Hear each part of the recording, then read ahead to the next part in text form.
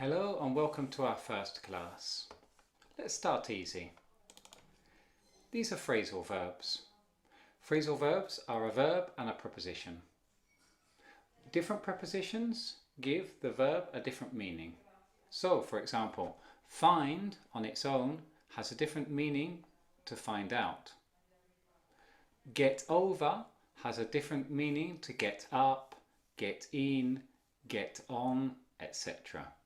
When you change the preposition, you change the meaning of the verb. These are phrasal verbs. Most people think that phrasal verbs have no logic whatsoever. This is mistaken. It is incorrect. Not all phrasal verbs have logic, but most do. And today, and in this course, we are going to find the logic in phrasal verbs. So let's begin. This is the secret. If we understand the prepositions and we see them as arrows, then we can begin to understand phrasal verbs. So this is your first exercise. I want you to look at this diagram. I want you to see the arrows. I want you to stop the video and to decide which arrows go with which preposition. Do that now.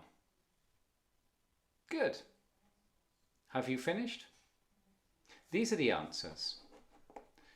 Up is number 1. I think this is quite simple. Number 2 is back. Back. Number 3 is down. Number 4 is over. In the diagram, I have included this wall. Over can be to jump, for example, over a box. But in fact, the object is not necessary. What is important is the movement. Whether it is over an object or not is secondary. Number 5. Number 5 is away.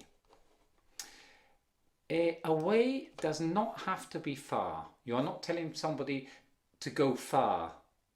Simply not here. Away. Okay, number 6. Number 6 is around. Number 7 is into. I will explain later the importance of to. Into, in, the difference. Out of, number 8. Number 9 is onto. And the opposite of on is off. Okay. A quick mention about into and onto. Also out of. In correct English, if you say, a cat walked in, full stop, period. The cat walked out, full stop, period.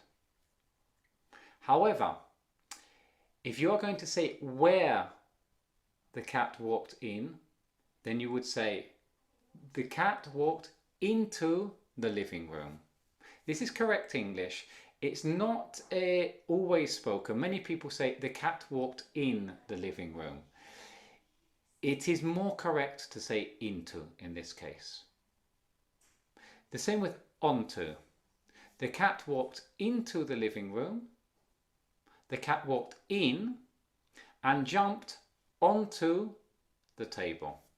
Again, many people will say the cat jumped on the table. I think it is more correct to say onto, but it is not very important. What is important is out of. Out of. Okay? In this case, it is correct and incorrect. The cat walked out, full stop, period. The cat walked out of the room. This is correct. You cannot say the cat walked out the room. This is incorrect. Good. This is our first lesson. I think it's very easy and it is very important. It is the basis of what we are going to be doing in the next few chapters. If you understand the prepositions, the arrows, the directions, you can begin to understand the phrasal verbs.